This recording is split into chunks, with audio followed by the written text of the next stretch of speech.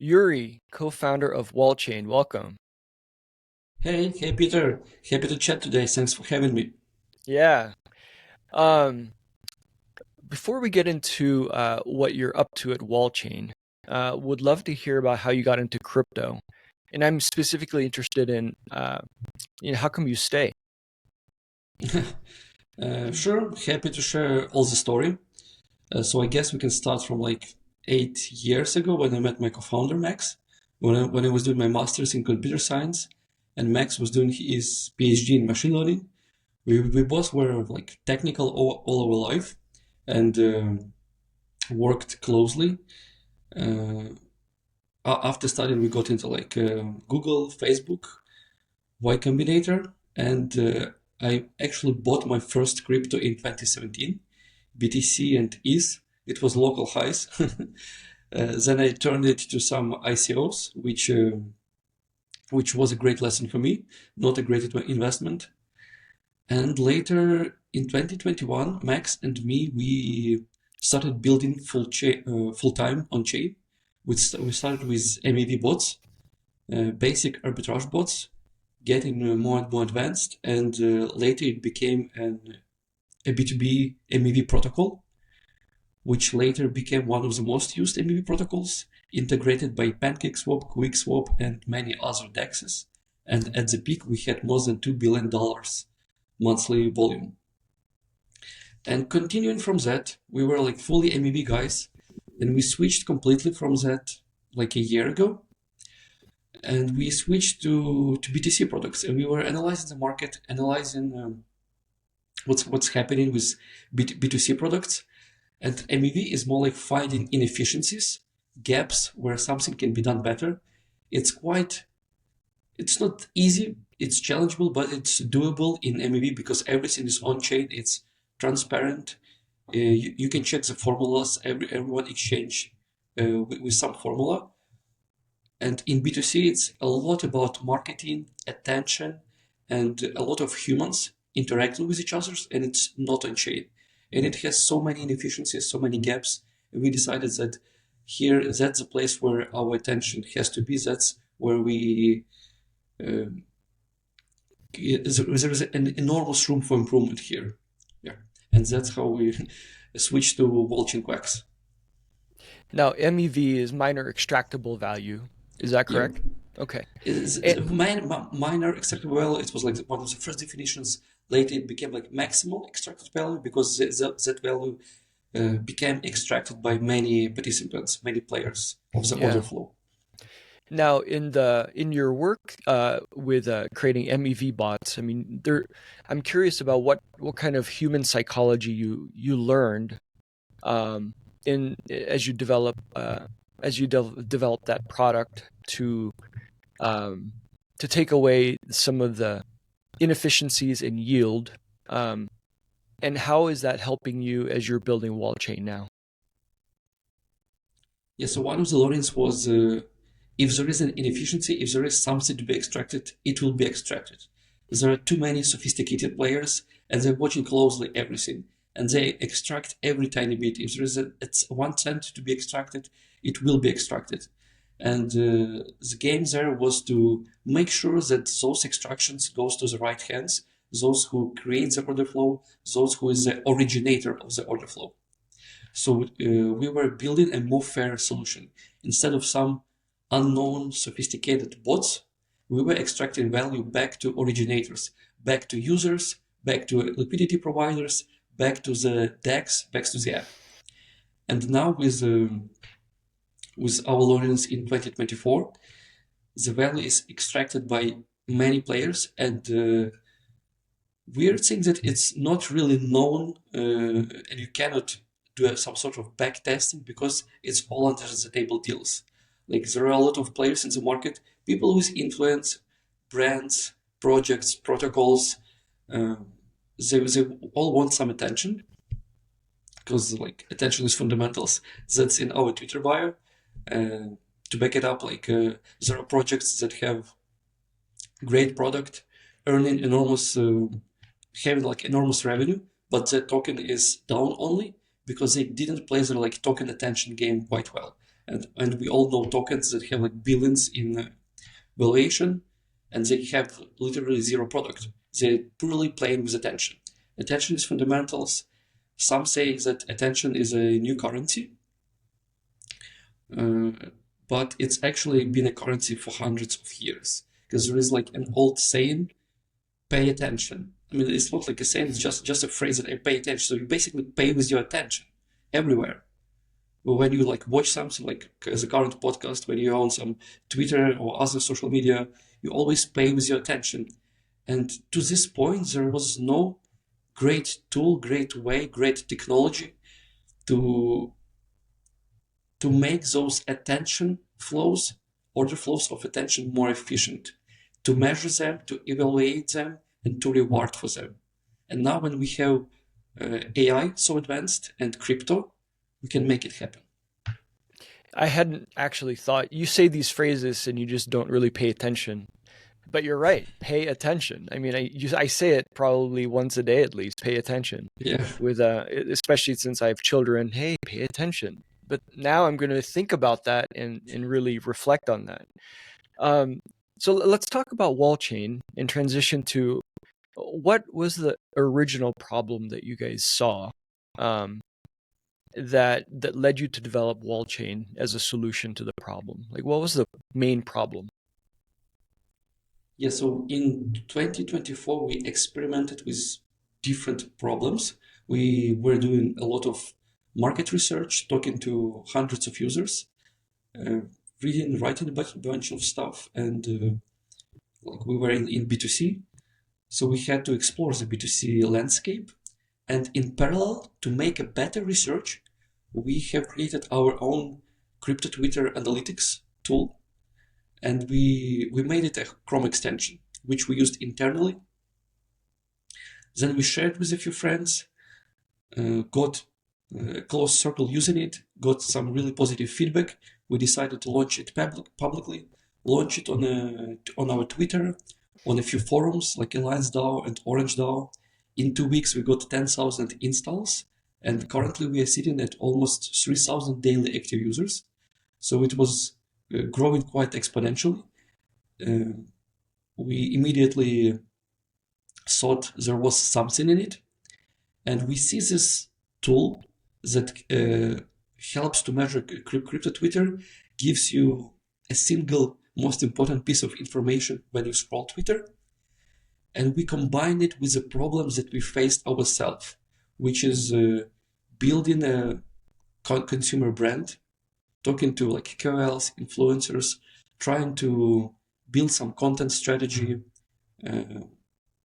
do some like posting, participate in conferences, build our brand, build our awareness.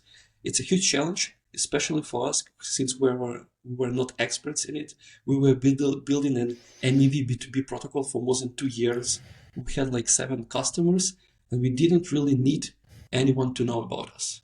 We have some customers, we're happy with that.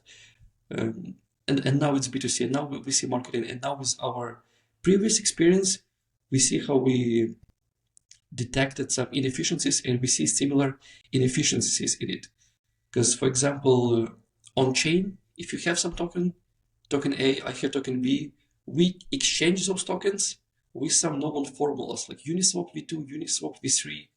V2 maybe is not that effective, but it's still some like market standard which has some level of effectiveness of like it's good to use. It's at least some standard. And if some projects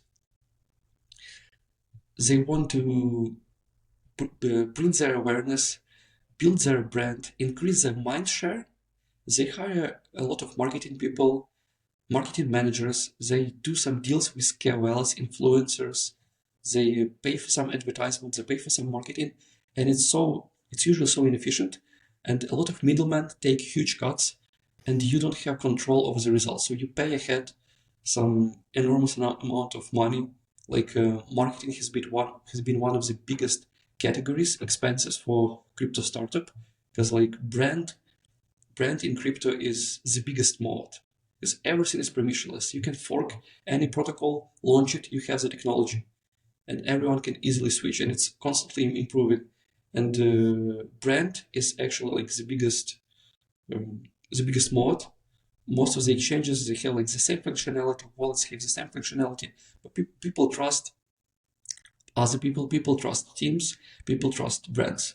So, and to build brand, you need to increase your mind share, you need other influential people to talk about you.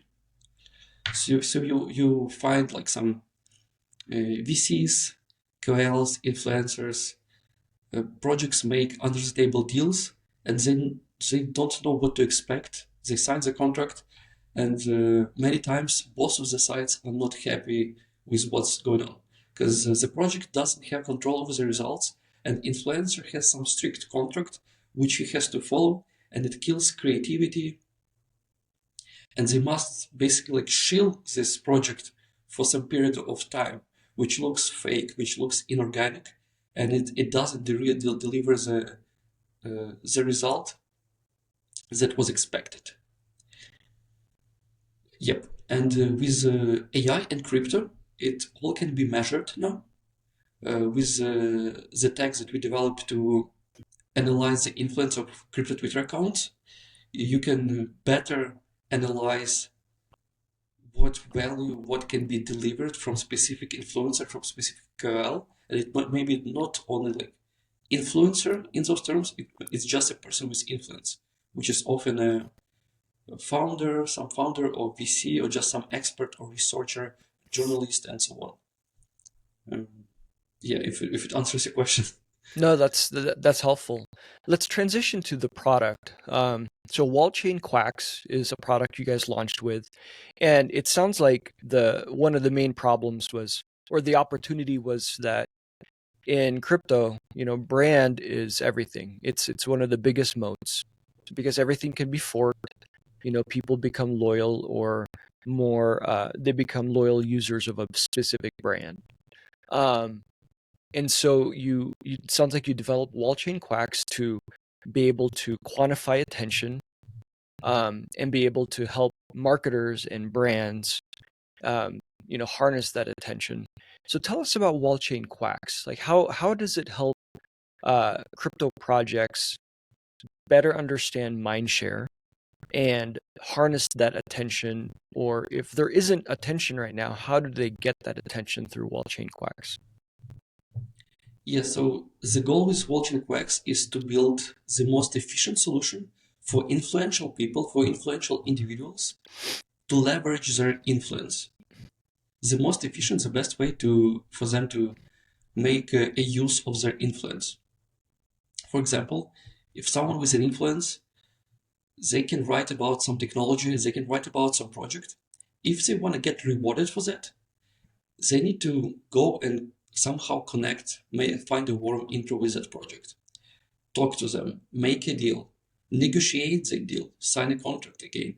And sometimes it takes weeks, and these contracts create some additional constraints for them for a few months or for a year or for a few years. So it takes a lot of time. It involves a lot of bureaucracy. Many middlemen are involved that take significant cuts. Sometimes it's marketing agencies that also take cut. And so influencers, they lose a lot of time, they lose a lot of money because of that middleman and bureaucracy, and they also kill creativity because of these tight contracts. And with this approach, they can write about the project they're interested in instantly and get rewarded for it much sooner than it would be with a previous old approach. And those rewards will be much more fair, and they're being rewarded more because there are no middlemen. I see. Right now I think it's becoming called like the InfoFi or attention-fi economy, Yeah. or category. And I'm curious to know about, maybe we can approach it like this. I think there's a couple of competitors that are pretty well known in the InfoFi category. I'd love for you to tell us like who you consider competitors to Wallchain Quacks, and maybe share with us how Wallchain Quacks is different than the competitors. Sure, yeah, there are many projects that offer some attention or influence, or like everywhere where you can increase your brand, make some advertisement, marketing, and so on, is in some sort of competitor.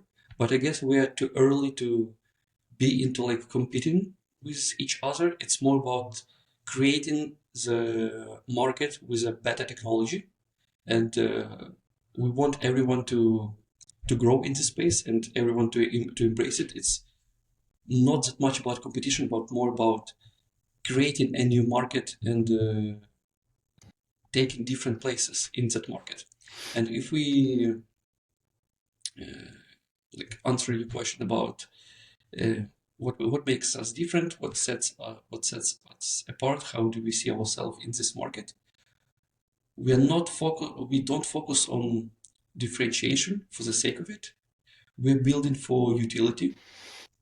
We're building to deliver the value that the community wants, and this value is being the most efficient place to leverage influence.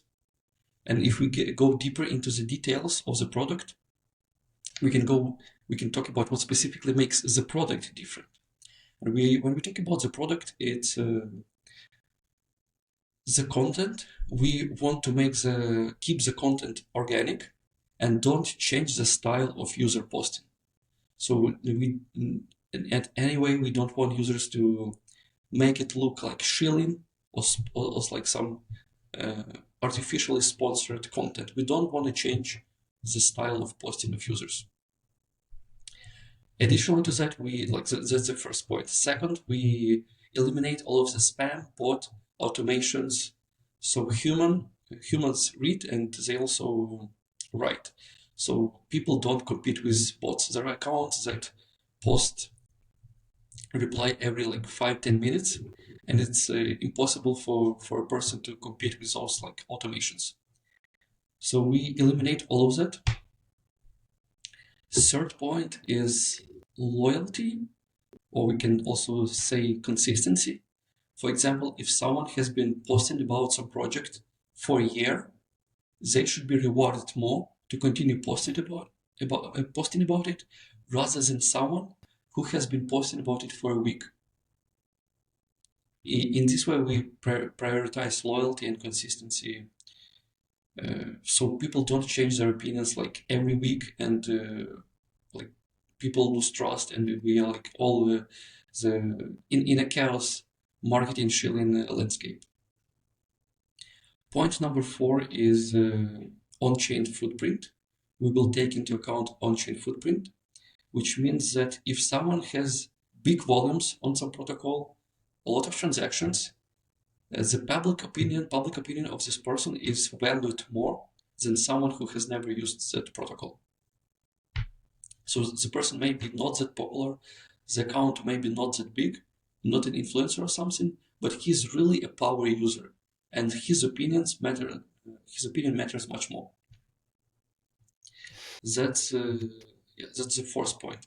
And if we talk about like more general about the company and the team, we apply our MEV background, our approach with finding inefficiencies and quickly eliminating them. And we have a 10 years background in AI, which mostly comes from my co-founder, who has PhD in ML and contributed to research in Grammarly. Mm. Yeah, and that's it. So I have a couple of questions on the main differentiators of Wallchain Quacks. One of the issues that I see right now in some other InfoFi projects is that they posters are rewarded for engagement, even though some of that engagement is really low quality. So, for example, I saw a post the other day, and it was just it was garbage. It was nothing, but it had lots of likes, a lot of comments, lots of reposts on X, and I think that post, even though it didn't share, it wasn't high quality. I think got rewarded a lot of points from another project. And so, how do you determine? I guess how do you factor in the quality of the post versus engagement? Because some posts are high quality, but not a lot of engagement. Um, and some posts are really, really low quality, but lots of engagement. How do you deal with that situation? Yep, totally understand you. And let's start with engagement.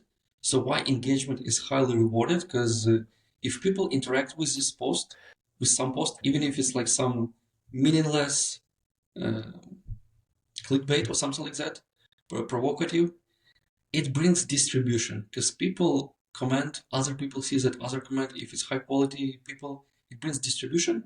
Distribution is important for companies, and I believe that's one of the reasons why this is this is rewarded highly at the early stages. At the early stages of our algo, we have this like similar uh, rewards per priority. I mean, we're still at early stages, but improving the algo daily. Recently, we added the quality score. So basically, we specifically find those kind of examples on Twitter because people complain, and you can easily find it on Twitter, where they see that the post was rewarded too much by being not that quality, not that insightful, not that unique. So people don't really learn much from reading that. They just like argue.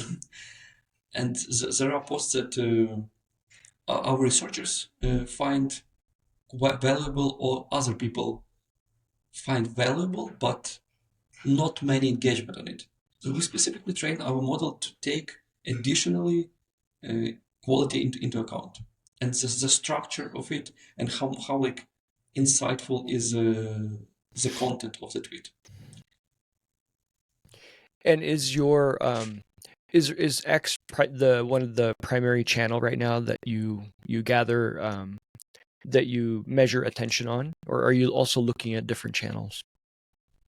X is the only channel right now. The only We're channel. still early, and currently we focus specifically on X. In the future, we considering other platforms like YouTube, TikTok, but that also involves other types of content like videos, images. It's all on the roadmap, but a bit later. Yeah. Yeah. Okay. No, that I think this helps a lot. Now, one of the major players, I think, is Kaito, and you've probably in probably other interviews you've been people have brought up Kaito and then are curious like how would Wallchain Quacks be different from Kaito or even Cookie 3 or I met with Addressable a few days ago Mhm. and they're trying to address the same problem around attention. I'm curious to know your viewpoint on Kaito, on Yaps versus Wallchain Quacks, and if you want to comment too on Cookie 3 as well as Addressable, I'd love to hear that because I Sure. think a lot of people are trying to address this problem of attention or this opportunity, and it's a hard area to deal with and to address. Yes, firstly, we see a world like we're only at the beginning of this new market, and there's definitely a place for all of us where all of these companies can be like, extremely successful. One of the differentiators is those companies that focus specifically on InfoFi, on analyzing uh, data, providing some valuable information to customers. We are focused on AttentionFi, and our goal is to become the best solution for influencers to leverage their influence. That's the core of our focus. That's the single point that we are rushing to. Not like to sell data, not to sell the information, not like the data selling business. That's like what if we take a look from the high level, not specifically going into the details of the product differentiators. That's if we take a high level view. Okay. No, I think that helps. So looking at Wallchain Quacks, there's, I envision a two-sided market. You've on the one side, you've got influencers and KOLs or people that talk about products and projects and brands. And then on the other side are the brands that would benefit from all of that attention. How are you building this two-sided market?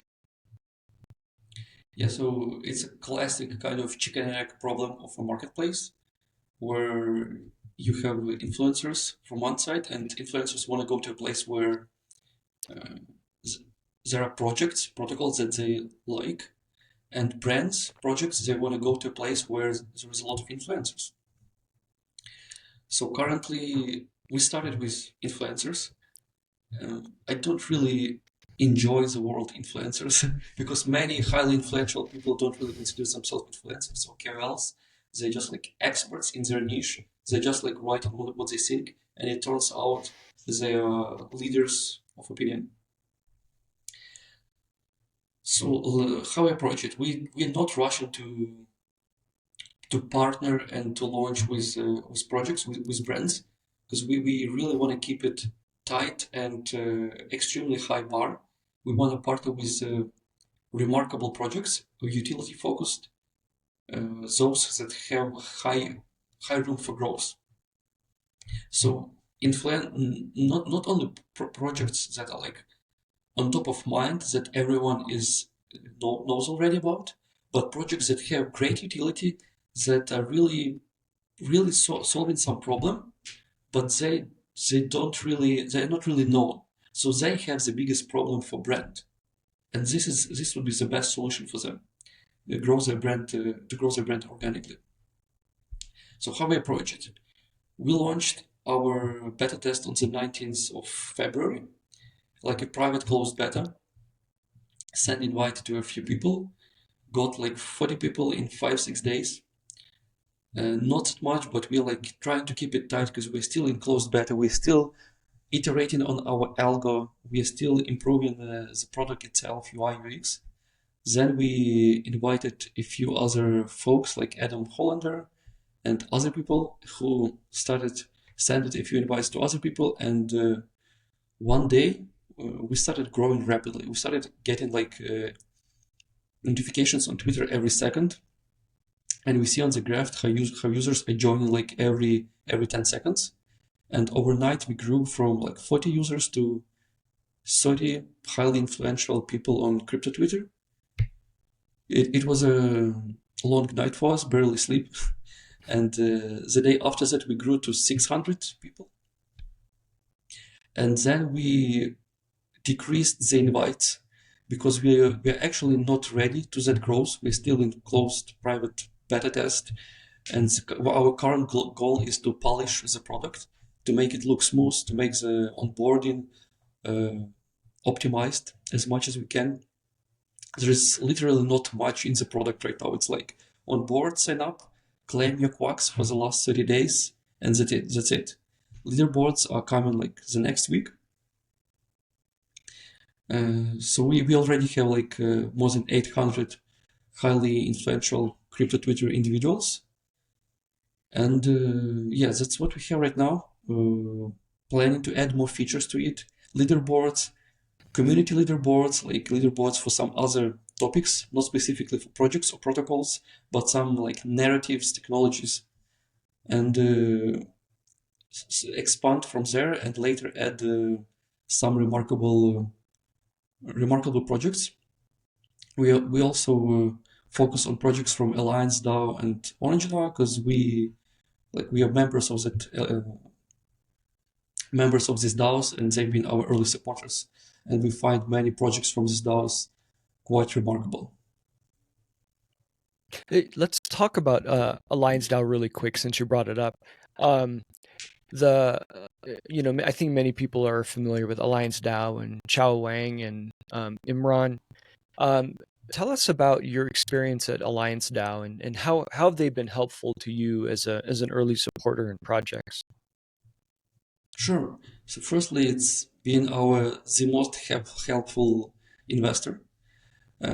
Previously, didn't have much experience with venture, and I was thinking that like many investors can be helpful, but it turns out that in many cases it's not like that. Sometimes they provide really counterintuitive feedback and recommendations that turn out to be correct and the way to go. Sometimes, and they also provide brutal feedback, which really helps us grow. And we seek for brutal feedback always. That's really the point of growth for founders, to know what they're doing wrong. Even if they're doing something average, they must excel in it. And to excel, you must receive brutal feedback. And that's one of the values we get from Alliance DAO. They go deeply into details of the product or of the narrative of how we like position ourselves, and go strictly to the points of our weakness, where we can make great improvement. Now, going back to Wallchain Quacks, what you've shared so far, and it makes sense. The AI aspect of trying to quantify attention. What is the blockchain aspect of Wallchain Quacks? And maybe explain to us what that looks like on the back end, and how um maybe just explain to us the blockchain aspect of it. Yeah, sure. So firstly, there is a bit of confusion with the name, like Wallchain sounds like blockchain, but we never had a blockchain, and we like never planned to have a blockchain. But the on-chain aspect of it is like the rewards and payment for influence, for attention. Because influential people, they provide they provide high quality attention to something, to technology, product, project, protocol, anything, and they must be rewarded for that. And rewarding on chain is the most efficient way to reward for something. And yeah, that's the on-chain. That's the first on-chain aspect of it. Second is on-chain footprint. Take into account activity of the user. See how much the user has into some specific protocol he is talking about. If it's significant, and how significant it is, he should be valued more for his public opinion. How are you measuring the on-chain activity? Because many people use different wallets. Most of the wallets are not public. So let's say I talk a lot about Aave, but you don't know if I'm truly an Aave user. How do you measure my actual usage of Aave? Yeah, so we are still like experimenting and doing research in this. It's not like fully this part of the product is not fully launched. And the main challenge here, as you mentioned, is that some influential people, they don't want to reveal their address, which has a lot of funds, which has a lot of volume. So we have some partners, and we will probably use ZK proofs to prove that the user has this volume, the user has this transaction, the user has something, without revealing his wallet. I see. Okay. Now going back to KOLs and influencers, I think if we could just look at, I've worked with many KOLs and influencers, and I think there's kind of two types that I think I think makes sense to talk about. The first type is just the influencer that gets paid to talk about a brand or a token. And a lot of these KOLs are often, they don't disclose that they've been paid to talk about a token or a brand. I think there's issues with that, but that's one type of KOL. There's another type of KOL who have public wallets, and there are many people that follow their public wallets. And whenever these KOLs buy from that wallet or sell from that wallet, then there's a lot of buy and sell activity. What are your thoughts on measuring that kind of activity on Wallchain to measure kind of their their level of influence. Oh, and by the way, when they do buy and sell from public wallets, these are often also kind of paid activities. Like the brand usually pays them in USDC, Hmm. and then they use that USDC to buy the token of the company that gave them Oh. the USDC. And so Hmm. it's also it's also kind of a paid activity, but it's paid in a way where it's pay for performance or pay for action versus pay for just talk about us. What do you think of those two types of KOLs, and how are you? And I guess what's their role in terms of Wallchain Quacks? Yeah, so first the QLs that mm, I guess take some charge for posting about some projects on Twitter. The challenge, I guess, the problem here is they don't really mm, they like take money to post about everything, to show everything. It's like some sort of grifting. Yeah. That's the real challenge. And in our case, the projects that are on our platform are not that kind of projects that participate in that activity. So top tier, high quality projects that are not rugged users. Maybe if someone has influence, they can write about that project. If they write in something unique, insightful, which brings value to the community, uh, they will be rewarded for that. So in this way, those like mm, those KOLs who were taking money to shill everything, they may have a better way to do things without ragging their audience. Next, about public addresses of KOLs and the activity of that addresses. The first challenge here is to connect that the activity from that wallet impacted the market, because the token can be falling and they may sell the token because it's falling. It will continue to fall, but was it really the issue? What was it really the trigger of this fall? It's hard to determine. Or if the project is like growing because it's getting like organic growth and they buy this token, are they the reason why this token uh, started growing? They may be like one of the small reasons or big. It's hard to estimate.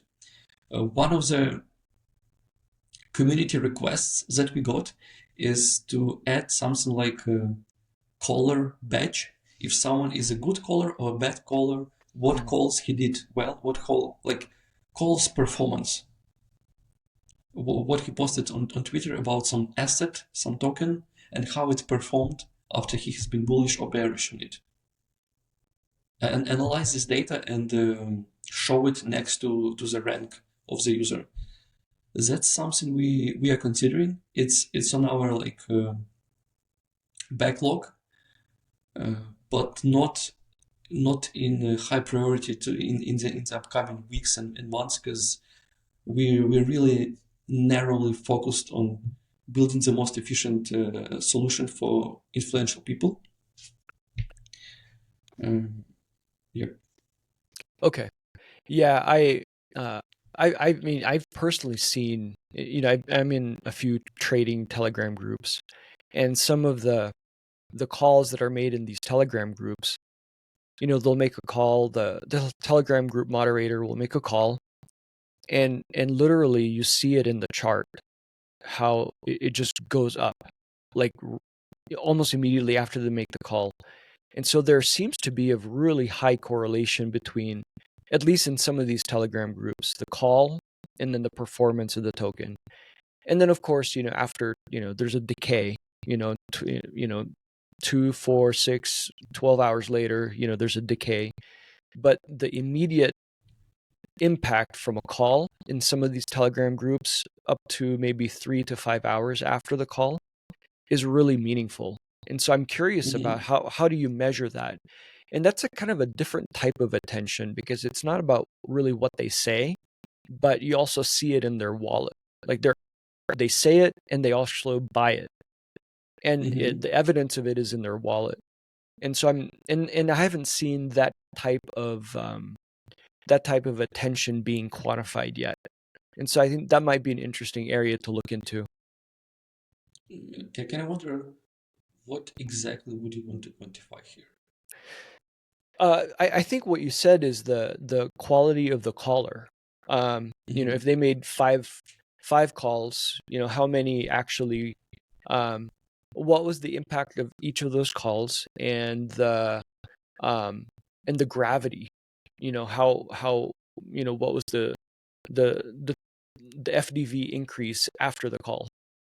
That might be an interesting thing, and it's almost like it almost quantifies their prediction ability.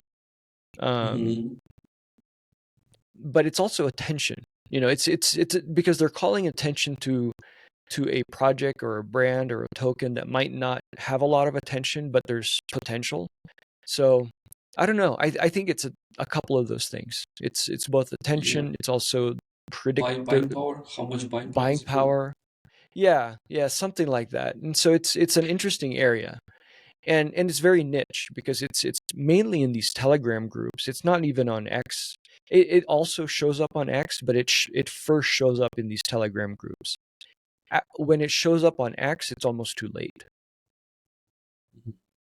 So, and many of these Telegram groups are also closed, and so it'll probably be difficult to be able to scrape that data and then put it into your algo. But I'm seeing some of that, and that might be an interesting area too. And it's a niche. It's a niche to look into. Yeah, Awesome. absolutely. Well, Yurii, I guess what's next for Quacks? And then we'll talk about the promotion that you're making available for block by block listeners. But tell us about the on the roadmap. What's next for Wallchain Quacks, and how people can become involved. Yeah, so we're adding more features to the product itself, leaderboards, community leaderboards, a way for users to measure their performance, see the performance of others, uh, more leaderboards, improving our algo consistently, launching with remarkable partners, and the longer term roadmap looks like adding more types of content, videos, images, and Twitter Spaces. Actually, see what Twitter people are talking, speaking about on Spaces. More platforms, YouTube, TikTok, making the platform more decentralized, more permissionless, uh, more open, more transparent. Maybe even open sourcing the algo at some moment and make it behave in a decentralized way, make it run in the decentralized way. That's a longer term roadmap. Yeah. Okay. Um, and you've been generous about providing invite codes to participate in Quacks. And so on the show notes, I'll share the URL and also the invite code so people can participate and become part of the community. So, well, this has been really enlightening, Yurii. Thank you so much for taking the time to tell the audience about Quacks and about your approach to the intention economy. Yeah. Thank you, Peter. Thanks for having me. If anyone has any other questions, feel free to drop them in the comments. We'll jump into it and answer. Awesome. Thank you so much, Yurii. Thank you. Have a good one. Take care. Cheers.